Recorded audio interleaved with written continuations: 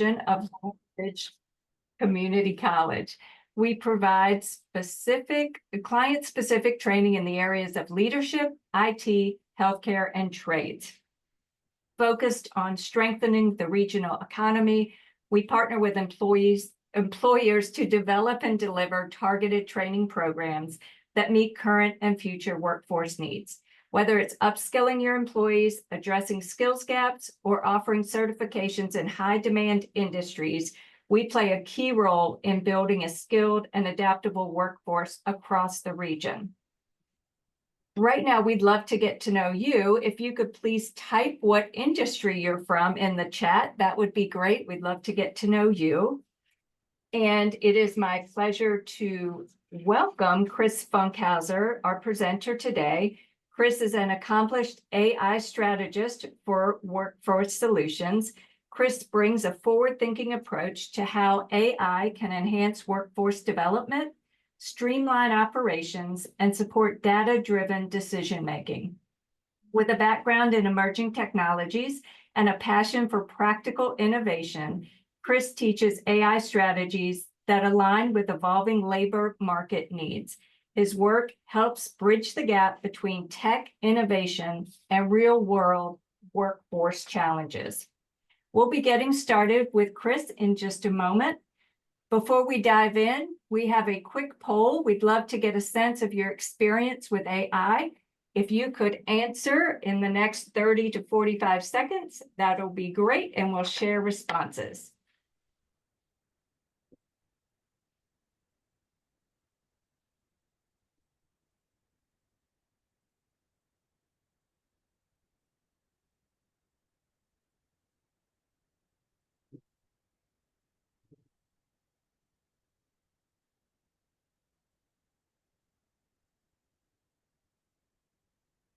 Okay, thank you so much for your responses. Very interesting. Throughout the webinar, we'll be doing just a few quick polls, and we'll be sure to share those with you. Before I turn it over to Chris, please remember to type your questions in the chat, and if you haven't already done so, please mute your computer. Chris, I'll turn it over to you. All right, thanks, Christine. All right, hello, everybody. Thank you all for taking time out of your lunch today, and I hope you all will get some good value out of this. So we are calling this one Professional Communication Made Easier, using AI tools for workplace success. So as Christine introduced me so well, I am an AI strategist. So I help companies make sense of this emerging technology and try to help them find ways to apply it to what they do in a daily basis. So she has already gone into that poll, and like she said, there are a lot of good answers all over the place for that. At least this looks like a lot of people at least have some experience with AI. A few of you have never used it, and that's okay. I'm going to show you some tools and a couple of things like that today, and we're going to do a couple of demos as well to actually show you how to use these in the real world, okay? So she has already given us we've already done that poll, so that's great. So there's a couple of goals that we should have for this webinar, okay? First, we're going to get a basic understanding of AI. You're not going to be an AI expert by the time you leave here today, but you will have a good understanding of what AI is, how it actually functions, and how you can use it in a professional setting. And secondly, most importantly, like I said, learn how to apply those AI skills to your workplace to help you manage things better, write more effectively, all kinds of things. And we're going to get into that more in just a bit. So a key impact statistic, 90% of users report that AI can save them time, on average about 6 to 6.5 hours a week on communication tasks alone. Now, we're not talking efficiency. That's getting back more than almost a full workday every week that you can really turn to higher value activities. That way your focus isn't on some of this stuff. Now, let's get into it. What is AI? So let's start a little bit with the fundamentals. What is artificial intelligence? It refers to computer systems that can simulate human tasks. Specifically, AI can understand and generate language. It analyzes patterns and data, and it can make predictions and offer suggestions.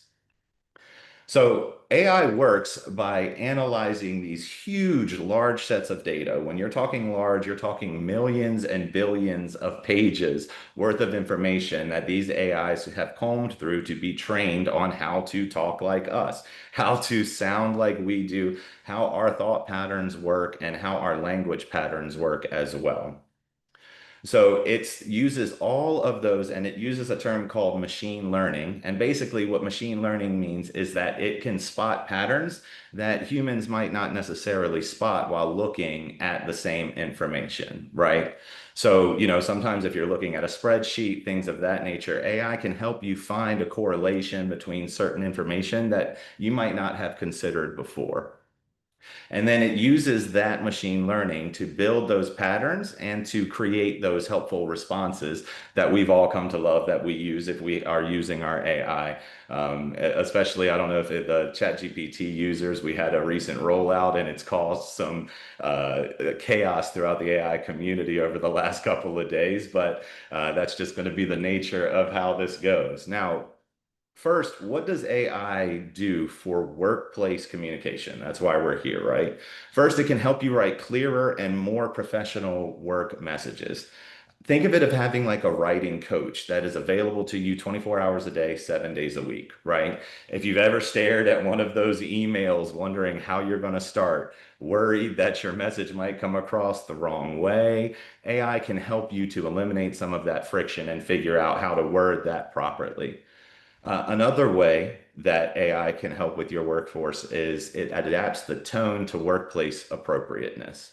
Sometimes that tone can be a bit tricky to find.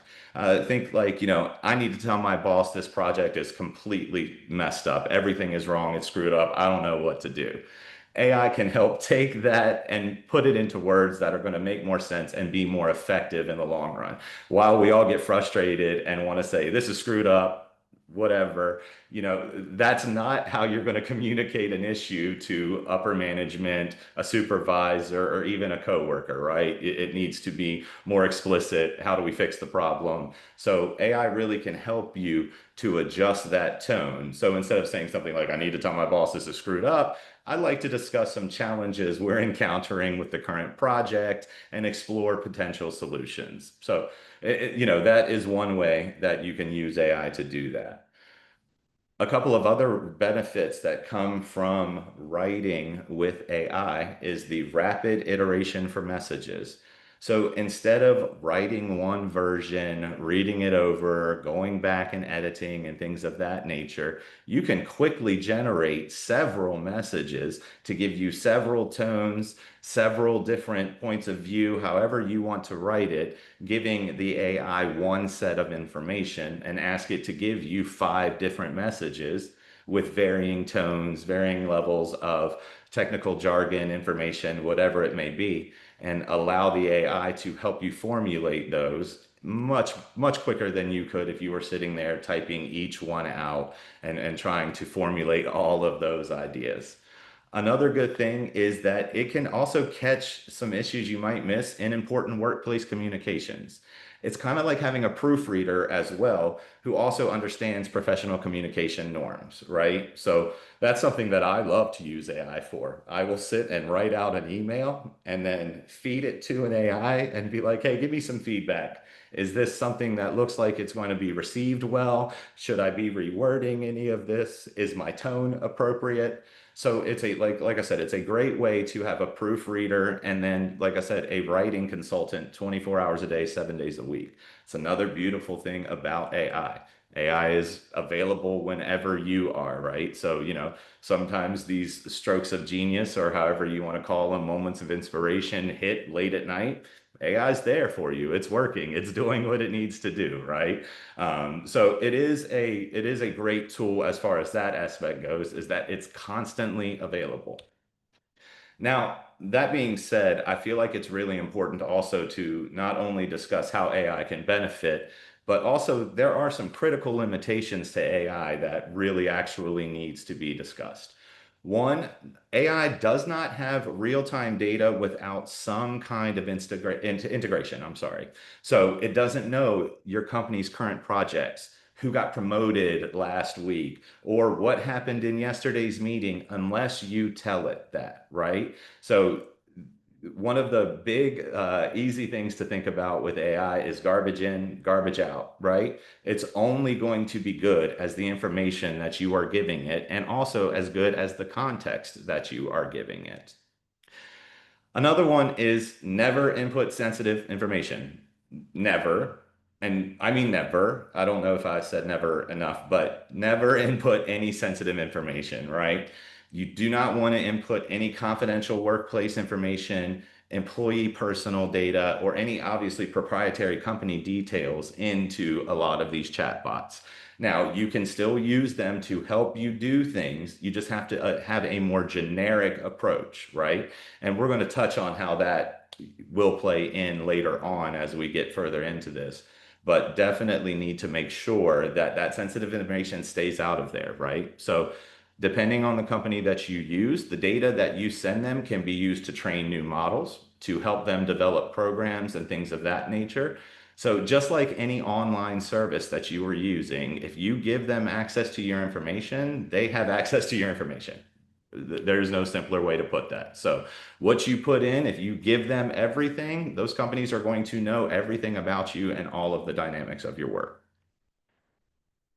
This is a huge step to AI. Human judgment is key, right? So there are a couple of reasons for this. One, AI can do what is called hallucinating, right? So at its core, AI is a program that is designed to help humans and it wants to keep you happy, right? So they use a term which is called reward modeling to keep you talking. Think when you're scrolling Facebook or you're scrolling Instagram or whatever, if you're on social media, LinkedIn, as you scroll, they measure the amount of time that you read or that you look at a certain subject and they make note of that and feed more of that to you to keep you using their platforms. So that way you support their ads, you pay for it basically, right?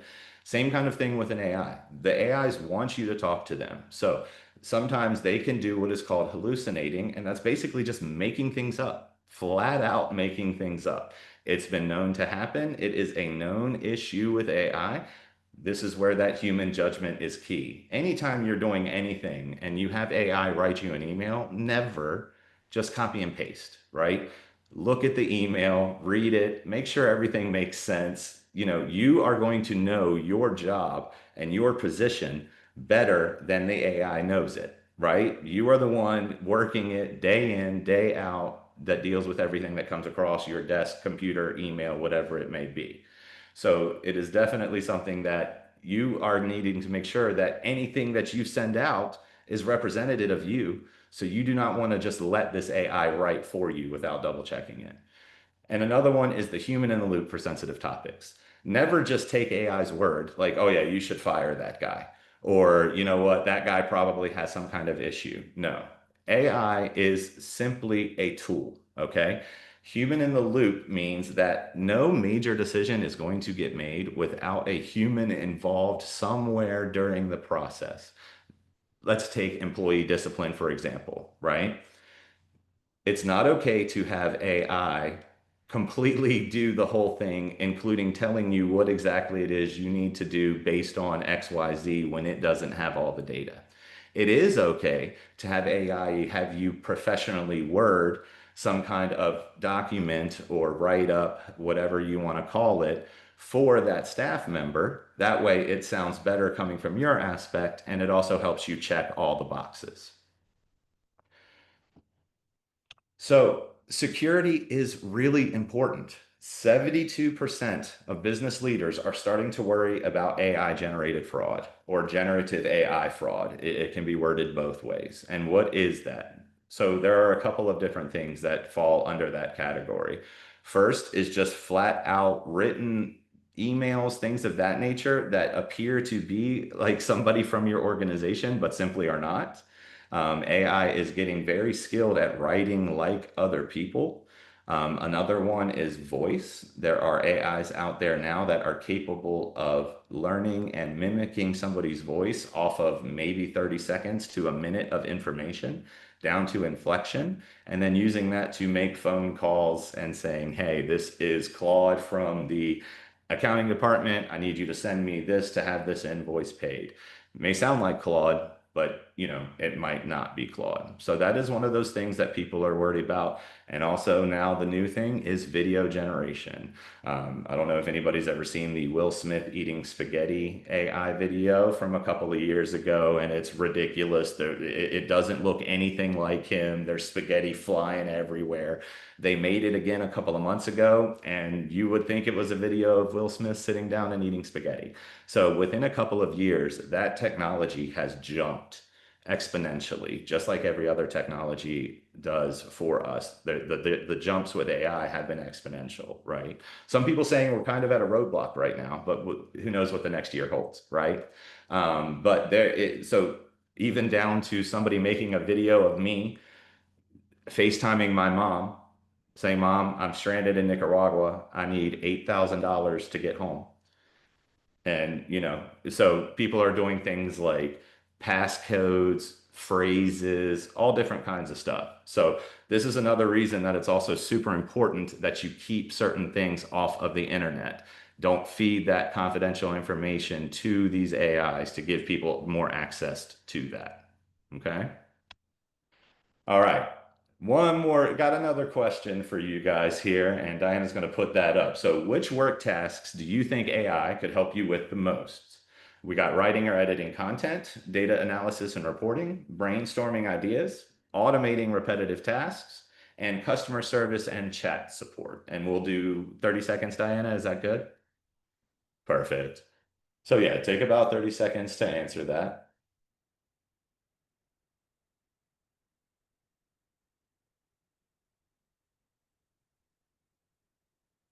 All right.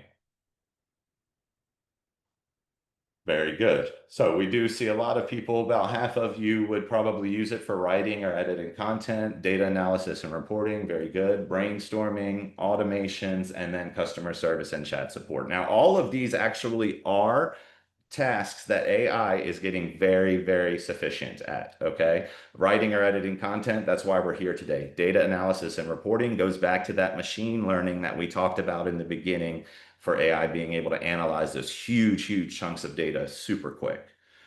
Brainstorming, it is a great bouncing partner for creative ideas or work ideas.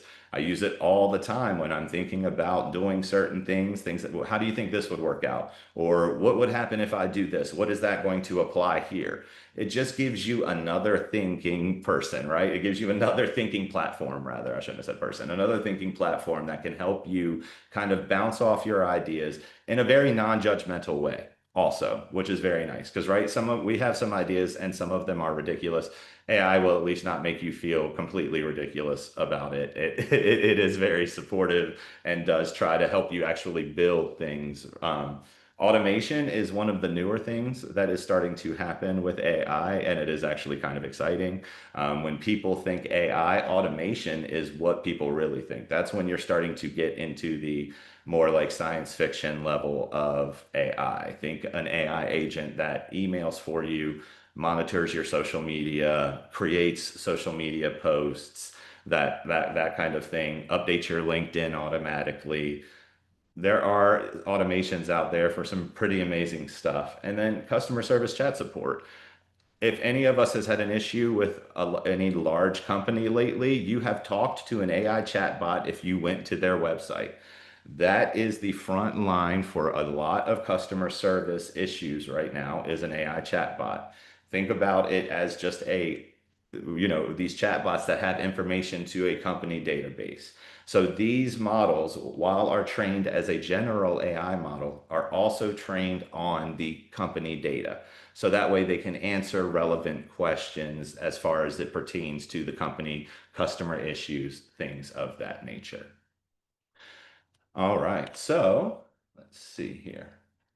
Now we're going to get into a few AI use cases since we were already talking about that a bit. And we'll just go into we'll do a couple little more deep dives on a couple of those topics and we'll go from there. Okay.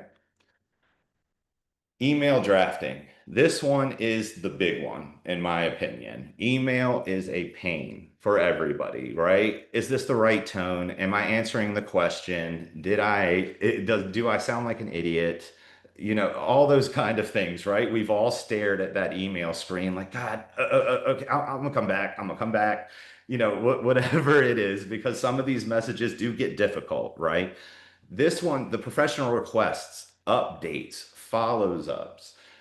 Users report up to a 50%, 56% reduction in time for email tasks. So, I mean, if you think about it, if you want an email, not sure how you want to say it. Do you want to sound angry? Do you want to sound maybe mildly annoyed? Or do you want to let it go?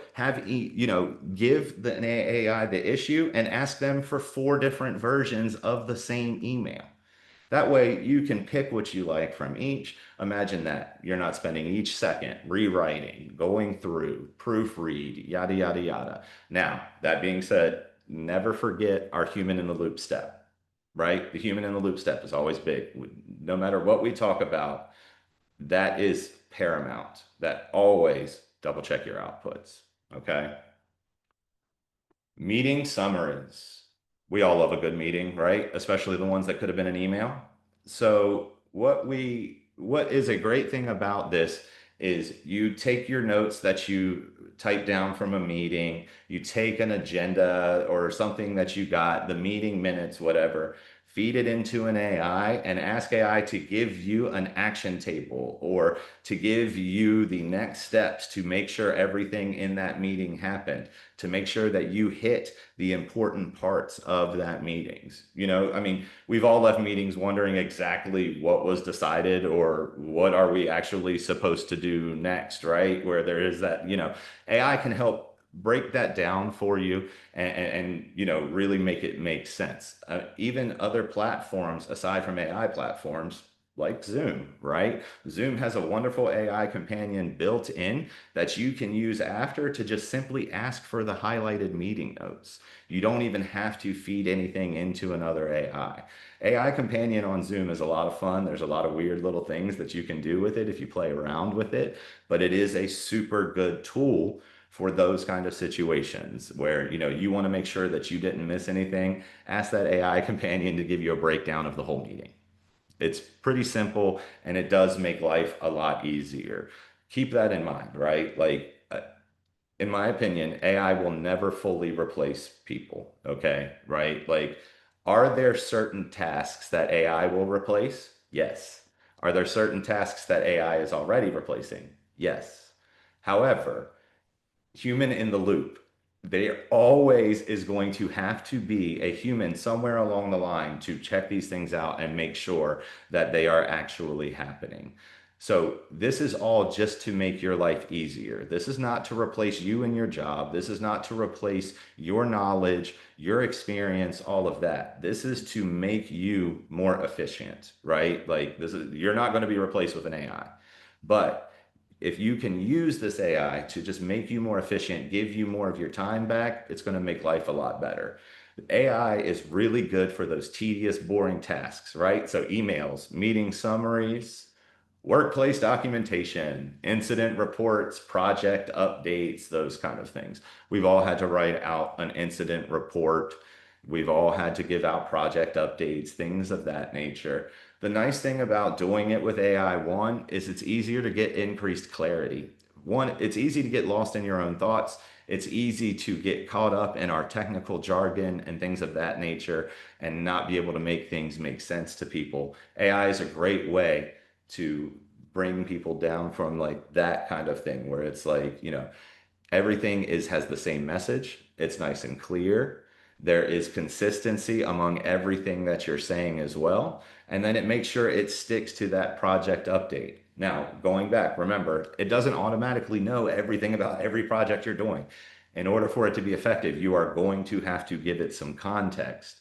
But we will look at that also in a little bit. Cross-team communication. Now, this one is also a way I really like to use AI. AI is a great tool to actually help enhance understanding, right? So let's say you have a very technical job, you're a rocket engineer, you're a computer engineer, something of that nature. You're in economic development and trying to explain to people how that works, what all that looks like without having a bunch of jargon attached or things that people won't understand. Now, that is something that usually people in those positions are pretty good at explaining, but sometimes it's easy to get tripped up. You can say, hey, take this concept that I have and break it down. So I am a supervisor and I need to break this down to an hourly employee. How can I do it so that it's easy for them to understand and to make sense? Also, from the inverse, I am a project manager who has to report to the executives.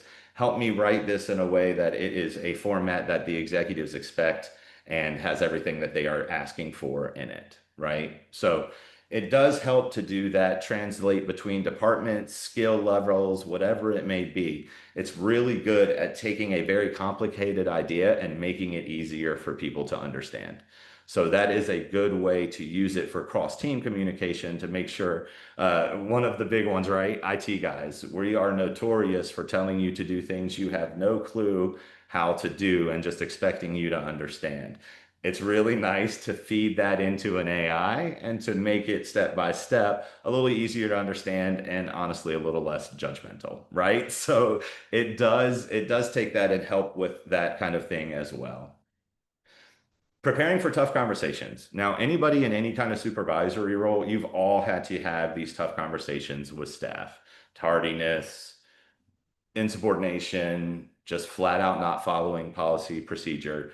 And sometimes those can be a bit tricky to have, right? Nobody likes to have those uncomfortable conversations. It sometimes can be difficult to hold people accountable. AI is a good way to kind of prepare yourself and to understand what it is exactly you're trying to say and how to say it in a professional way, right? We all have had the employee that is chronically late and we just want to yell and, whatever. AI could actually take you through the other aspect. Maybe there's a personal issue in this person's life that you could approach and address rather than just being upset about a little tardiness or things of that nature, right? So it can give you that perspective also. So that way you don't get lost in what it is that you are doing. It gives you that outsider perspective, that extra person to thing to bounce stuff off of. It's definitely an easy tool because, like I said, sometimes these conversations you're considering how to do this, it's something you're thinking on. It's great to bounce this back and forth and even maybe role play a little bit, right? Like, hey, pretend you're the employee. I'm going to say what I want to say, and then you answer, and then let me see if I can handle it. It's okay to do that with AI too. They can do that kind of thing to where it is making those as a practice. It's a tool, remember, and I will keep referring it to it that way. AI is a tool. It's just another tool in your toolkit. It's like your Excel. It's like your Google Drive. It's like, any customer service software that you may be using, any CRM, anything like that. It is another tool in your toolkit to help you effectively manage your day and what it is you're doing. So, like I said, measurable benefits, 6.4 hours a week saved per employee, 45% productivity boost for AI powered teams, consistent tone, and it also can help improve workplace relationships, right? Workplace communication can be very tricky between departments when things happen, things of that nature. Like I've said before, AI can help you put those in ways that you're not going to offend, upset, but really get to the core of the problem and do what it is that you need to take care of. All right. So up next, I am going to get into a couple of quick live demos for you. Now, the tools that I'm using are free or easy access. OpenAI ChatGPT, there is a free tier of ChatGPT that you can use. You do have limitations and things of that nature on what you can use the software for, but it can be completely free, okay? Copilot, if your organization uses Office 365, you have a subscription to Copilot as well. That is built in as part of the Microsoft universe. One of the nice things about that is it also can integrate directly into your workflow. So you don't have to do a lot of switching between applications. Since it's a Microsoft product, it connects to every Microsoft product and can do a lot of things that other AIs can't do simply for that connection. And another free alternative that's good is Google Gemini. If you are a Google Workspace user, it is brilliant for you because it ties everything together, just like Copilot does for Microsoft.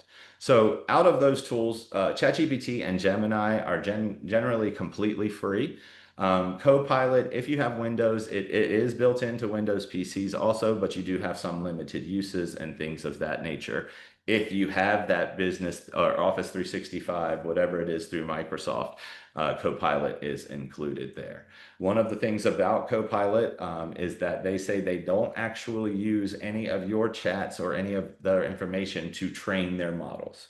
So that has been Microsoft's promise from the beginning that they won't do that. Now, obviously, I don't work for Microsoft, but that is one of the features that people have that have migrated some people towards that. ChatGPT and Google will use anything in anything that they have rightfully access to train their models. So this is another reason when we go back to that, don't enter sensitive or proprietary company information into those, because when they use that information to train their next model, it may give your idea to someone else, right? So you don't want to put that kind of stuff out there for the AI to learn and absorb as part of its next training data.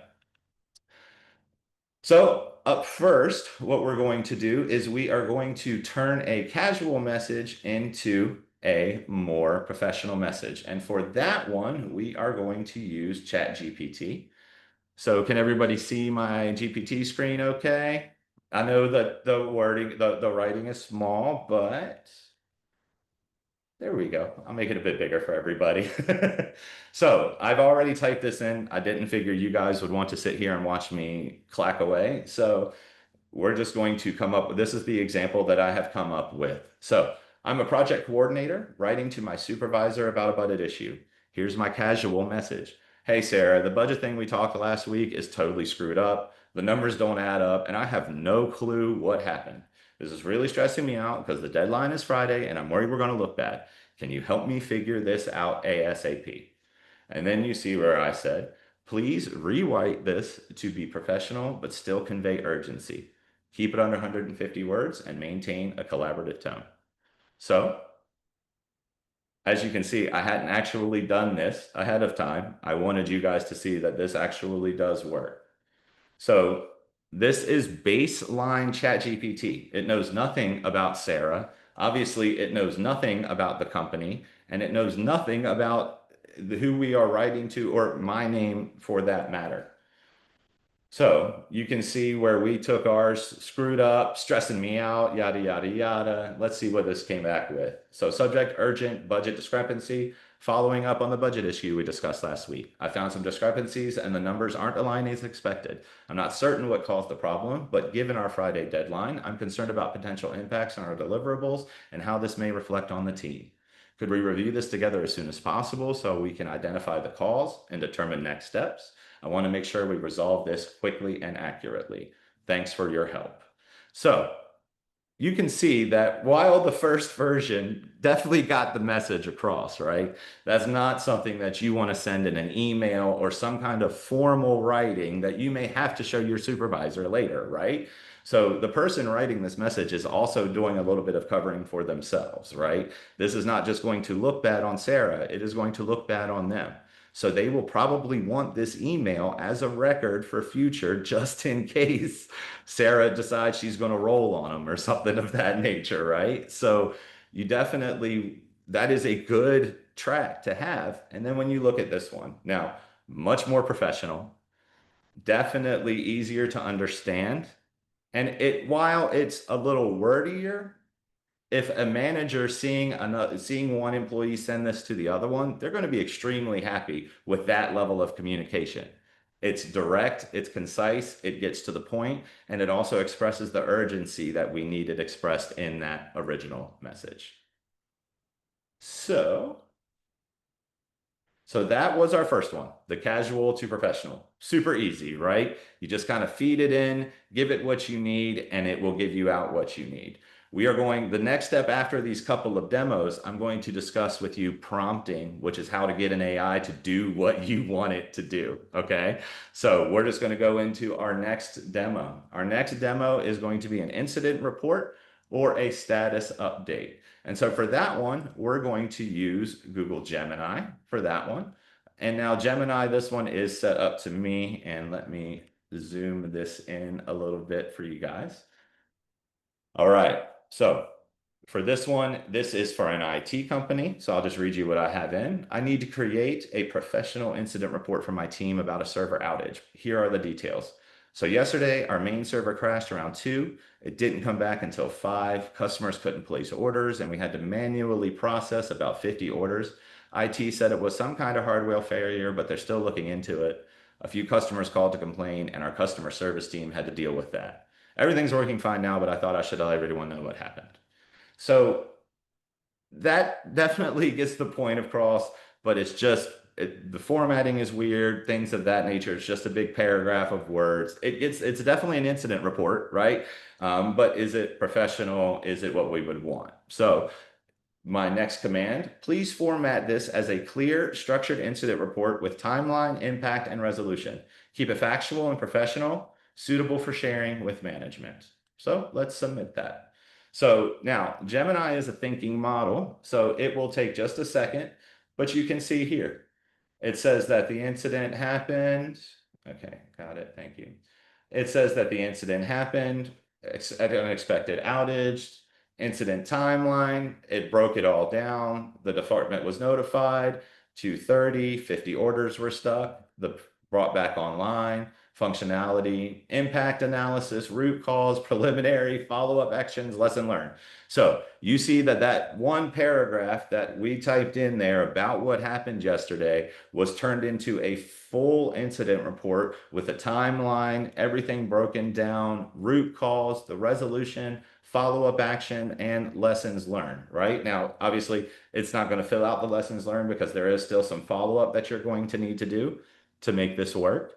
But overall, this is much better than just a paragraph blurb sent out to everybody in a panic because people are wondering what happened yesterday. And you saw how easy that was.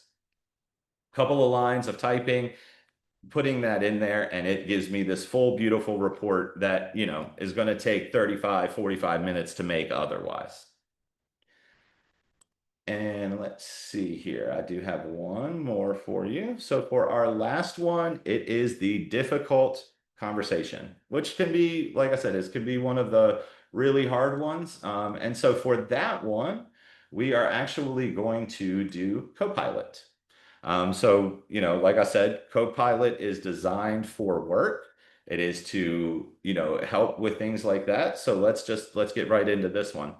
I need to talk to my teammate Jake about missing deadlines. He's missed the last 3 project milestones, which is putting our whole team behind. I'm frustrated because I've had to pick up extra work to compensate, and our manager is starting to ask questions. I don't want to throw him under the bus, but this can't continue. I need to have this conversation without damaging our working relationship. Help me structure this to be constructive rather than conversational. I want to address the issue while maintaining our relationship and focusing on solutions. So we're going to send that right over to Copilot. Copilot's going to do its little thinking thing. And now Copilot gives you the little, hey, you're doing a good job. It gives you that little boost right there. And then it gives you a walkthrough. How do we have this conversation? Prepare your mindset. Start with empathy and shared goals. Describe the issue factually. Express impact. Invite their perspective. Collaborate. Set clear expectations. And follow up. To me, that is a pretty solid plan on how you're going to have a discussion with somebody about any kind of issue, whatever it is. Like I said, you notice we didn't give any really identifying details. We didn't give any kind of company information. We didn't have to give it any of that. You can go in later and fill in the proprietary information or the specifics you need to. You do not have to give it to the AI to get something useful out of it. All right. So That was a couple of quick little just demonstrations just to show you how easy and how fast that can be done. Like I said, doesn't take long, super quick, and then you are on the way and out, and you already have something usable. Now, is it perfect? Probably not. Human in the loop, right? You're all going to get tired of hearing me say human in the loop, but it is a point that I want to stress more than any. Don't just take that incident report and copy and paste it and send it out. Make sure it makes sense. Read through it. Make sure those details are accurate. It's only going to know as much as you told it. So now what we were doing was actually called prompting. So I'm going to go a little bit into how to get an AI to do what you want it to do. So we're calling that prompting like a pro. And we came up with the Clear system. So I also use Claude AI. I like Claude. I like the way he thinks. And so when coming up with a way to try to make this as easy to explain as possible, came up with the Clear method. Context length, examples, audience, and review. Okay. So this is how you're going to get those generic AI responses into communication that works for your business. Okay. So let's talk a little bit about what that clear framework is. Okay. See, context, your role, the recipient's role, and the situation. So remember, we said, I am working with Jake. Jake is another person in my department, and we are having this issue. Length, word or format requirements. In the first one we did, I said keep it 150 words or less because I didn't want some super long, super drawn out email. I wanted it to get to the point and say what we needed to say. Examples, show communication style preferences. If you are going to be using an AI over time, if you start to feed it examples of how you want things to come out, it will start to do them that way for you. It's not going to know exactly what you want until you help work through it. But a quick and easy way to get around that is say, I want a blog post that's written just like this one, and give it the blog post that you want and give it the information that you want it to substitute. And then you don't have to think about having it rewrite if that's something that you like. Audience who's receiving the communication. In one of those demos for the incident report, I said, make this suitable to send to management. So management isn't going to want just some blurb. They're going to want it broke down so they can understand and take those next action items. That was an example of that. And then for review, specify review revision needs. So it's one of those things where you can say, double check your work, make sure this makes sense before you answer, that kind of stuff to kind of engage the models to think through what they're doing a little bit. Okay. So a couple of examples of prompts. I am your role writing to my whoever about whatever situation. Make this professional but approachable. So when we're talking about the clear, we've got the context. Professional but approachable will cover the length because it's not going to be something crazy or overly wordy. We don't have any examples because this is one where I don't necessarily need it to fit an exact format. When you want it to fit an exact format, you give it that example of that so that you have that. The audience and then review, professional and approachable also applies to that as well. Okay. Another one, help me explain work process problem to someone who doesn't have my technical background. Make it easy to understand, but not boring, right? So, if you're trying to explain something that you do to somebody who has no clue about any of it, AI can help make that really easy for you. And you can see the parts of the prompts there as well. And then one more, I need to follow up on workplace requests without seeming pushy, but also with a sense of urgency. So it's kind of like that one that we sent over about needing to talk about the budget and discrepancies and things of that nature, but wanted to make sure that it was professional and didn't sound like we were attacking anybody or anything of that nature. So just a couple of best practices for you when you are prompting your AIs. Always specify workplace context and relationships, right? I need to send this message to my manager about yada, yada, yada. Ask for tone guidance. Formal versus casual work cultures. It depends on how your work culture is. You may not need every email to be beautifully and professionally written. Sometimes some companies are okay with other things. Obviously, you need to apply that to your company's culture. as I've said before, request multiple options for important communications. Like I said, this is a big one that I feel like a lot of people who even use AI don't consider. And that is just instead of just asking for the email, ask for 6 versions of the email with different tones and addressing it in a different manner. That way, you can look at it, decide how you want to approach the situation, and pull from what works best for you. And then, once again, like I said, human in the loop. The human has to check everything. It has to check every input, has to check every output, right? It needs to make sure that this stuff is working and doing what they're going to want. Now, a couple of pitfalls and ethical guidelines to look out for. Over reliance. Do not let AI think for you, okay? AI is kind of like Google 2.0, right? And people of those generations, the joke used to be, you don't know anything, just Google it, just Google it, just Google it. Soon enough, and in these younger generations, people are asking Chat GPT. Let's ask Chat. So don't make it an over reliance. Not every email you send has to have AI intervention, right? You are still a working professional and you are still capable of doing things like that. Generic outputs. You saw without the right context, it's a very generic output. Is it useful? Absolutely. But at the same time, it's not specific enough. So you need to make sure that your outputs become specific. If you're using the template because you don't want to put that proprietary information, take that template that you had the AI write and then fill in the important information, that confidential, whatever it is that you did not want to send to that. That comes into the confidentiality breaches and then bias issues. So AI learns as you use it, and if it will start to pick up certain biases without you even realizing that they are there. That is why that human in the loop becomes important. So, a couple of ethics, just real quick. You have to check your employer's AI policy. Everyone is different, and honestly, a lot of companies don't have one yet. Just a pro tip, if you are in a supervisory role and you do not currently have an AI policy at your workplace, that is definitely something that you want to look at. Over the next few years, it is going to be everywhere. And so you want to make sure that your staff and your company is ready to handle this as it comes in rather than trying to figure this out retroactively. Review your AI outputs, never input confidential information, including employee data and proprietary details, and maintain authenticity. Don't lie. All these are basic business things, these I feel like, but they also apply to AI. All right, so we got another question for you guys.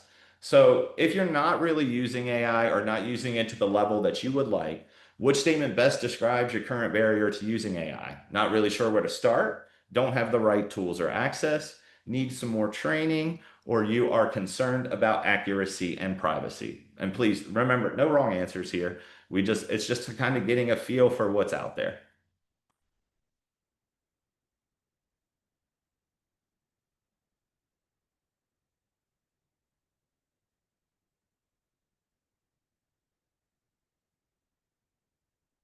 All right, perfect. So, and half of you concerned about accuracy and privacy, that is brilliant. I actually hope to see those numbers that high because that is something that is important and will make you use AI more effectively if you do start to use it. You always kind of take everything it says with a grain of salt, right? So, having that mindset going in will help you with that. Not being sure where to start, hopefully you've picked up a couple of those today. Right tools, hopefully that. And then the training, we will definitely keep working on that for you all as well. So just a couple of quick implementation tips if you're not using AI, not sure where to start. I realized that I would have people all over. I might have some people looking for new careers, everything. So I kind of tried to make this apply to everybody. For job seekers, practice those professional scenarios, practice interviews, practice discussing what you're good at, build some confidence in knowing what you're talking about before we enter the workplace. We have all been there where we are a complete expert in a field and then your mind just draws a blank, right? But if you rehearse these kind of things, get these kind of answers in your head ahead of time, build some confidence in your professional communication style, and then also use it to help analyze your resume, help you create a captivating cover letter, that kind of thing. For current employees, start with some low stakes internal emails and documents and just see what happens if you apply AI to it. Feed it into an AI as long as it doesn't contain any confidential or proprietary information and see what comes out. It can help to develop that workplace communication and do it in an efficient way. And then when you're trying to figure out if this is helping, measure your improvement in time and communication. If you save 2 hours a week, that's 8 hours a month that you save just by simply using another tool in your toolbox. And for some career growth, practice those tough conversations. If you're looking to get into supervisory role, that's a big part of it. It's a good thing to do. Helps you to improve documentation and reporting skills. And it can also help you to build a reputation for clear and professional communication, right? All right, so now at this time, we are going to open it up if there are any questions or anything like that. Let's see here. So yes, Craig Foster, you're right. Grammarly is. They do, but they are a little different complexity. And then let's see. Yes, thank you, Susan. But all jobs will be changed. I love that poll that you put up there. 95% of jobs will not be jeopardized, but all jobs will be changed. Let's see here. So what it did is because I gave it that, and I'm sorry, Susan, I'm getting caught up on the chat questions real quick, and then I'll open it up in case you guys have any other questions, okay? So what it did is I just, in that prompt, I said at 2 p.m., the server went down, and then I said within like 30 minutes, something else happened. It inferred. That's one of those things that you have to go back and double check. I asked for a timeline, so it gave me the best timeline it could with the information it had. And then, okay, let's see here. So I see Felicia's question, and Christina is right. We do have that AI for Leaders class coming this fall that can help a lot with understanding how to use this AI in your business, and then also how to train your staff in ways to use it that it's not going to harm your business. And then let's see here. So yes, Jennifer, great question. So as an AI strategist, I'm just kind of basically, all these fancy terms say I'm a nerd. I think AI is a lot of fun and the applications are cool. So I use Claude, I use Gemini, I use Perplexity, I use N8N, I use Gemini, and I do use ChatGPT. I also, when I was talking about those AI agents, I have a personal AI agent that posts to my LinkedIn for me, and helps me monitor emails and things of that nature, that I just rolled out for myself like yesterday. So it's kind of a cool feature. So I definitely do use these tools. So the ones, yes, and AI tools that we use in the examples. So those were the three tools that are available. So ChatGPT, chatgpt.com. If you're trying to Copilot, like I said, you will access through the Microsoft. If you're on your Outlook page in the upper left, if you click and it brings up the apps, Copilot will be one of the apps. Same thing for Gemini. It is listed in one of your apps as Google. Um, AI can hallucinate all kinds of things, and I've even played with some local models. And one of the things that I like to do is make an AI be somebody, act like something, just to see what I can get it to do. And I made an older 90-year-old, basically a nihilist, who, through the course of our conversation, eventually told me I should just walk out into traffic. I thought it was hysterical. It broke all the rules. It broke itself after that. It was so funny. Yes. So Zoom AI, there is always a risk of sharing proprietary information. Great question, Pamela. And but you're using Zoom. Whenever we use whenever we use these companies' platforms, part of that little agreement that you just automatically clicked and accept says that they can use their information for training purposes, yada yada yada. So the AI for Leaders course, it is going to definitely cover ethical use and security sensitive information. As far as it goes for being overly specific to government, no, I don't think it's going to be super specific to that. I'm going to try to touch on a lot of fields in that class as well.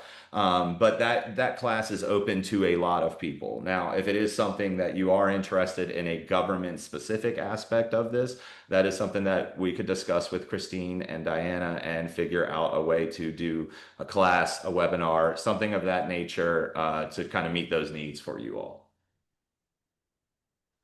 Yes. So I actually, as far as what Craig just said about the AI for nonprofits, I actually am working with a couple of local nonprofits currently and doing an AI automation that automatically scrapes the federal database and the foundation database, pulls them, filters them by ones that work for them, and then generates the first draft of the grant application. So you're right, Craig. It is a super, super cool thing to do. And it does really, really help. So looks like I caught up there. Let me just make sure. Yeah. Oh, and then Shayla asked about an AI certification class.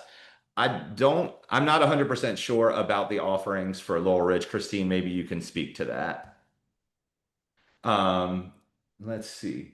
Where do we find AI on our screen? So, um, with the AI that I was using, I went to the websites and shared my screen. You will have to go to those on one of your in your browser window. Like you'll have to go to chatgpt.com or download the app. Same thing for Gemini, same thing for Copilot. I just shared my screen with those so you could see what that looked like and how you did those. Uh, and that is, yes, we can talk about that later. Felicia's question, you have my information, get in touch. We can discuss that kind of stuff at another time. And then so just a couple of quick key takeaways for me before I wrap and give it back to Christine. Strong communication skills will always drive workplace success, whether you use AI or not. AI is a tool. It is a tool. It is a tool. It is a tool. It is not a replacement. It is a tool. Human judgment remains essential, and use it. Build your personal communication confidence. There is no wrong answer when it comes to an AI.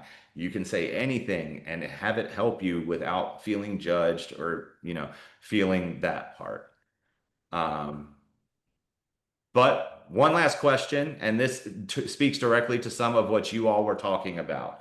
What would be some preferred learning format for AI training for you all moving forward? Live webinars like this one, step-by-step video tutorials, written guides, templates, in-person workshops, or even virtual workshops?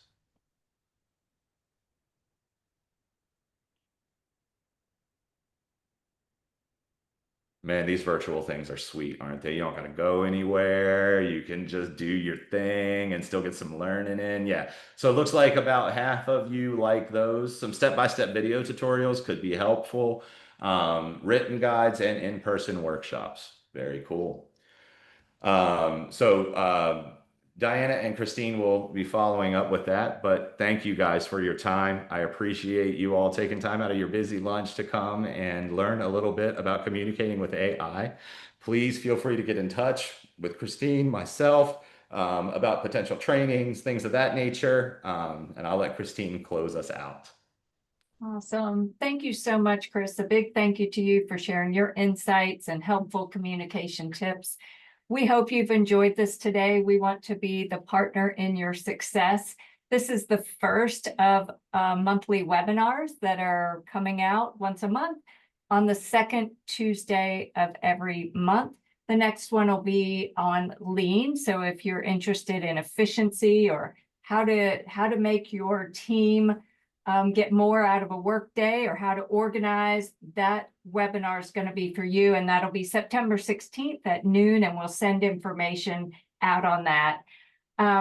We do have the AI for Leaders class that is brand spanking new. If you are interested in that or any other customized classes, please reach out to us.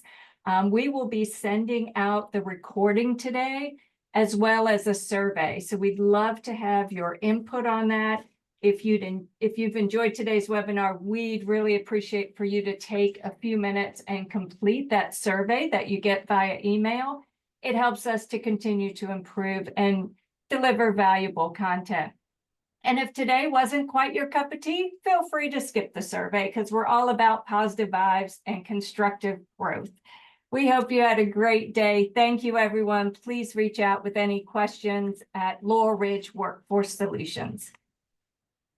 Thanks, everyone. Y'all have a nice day.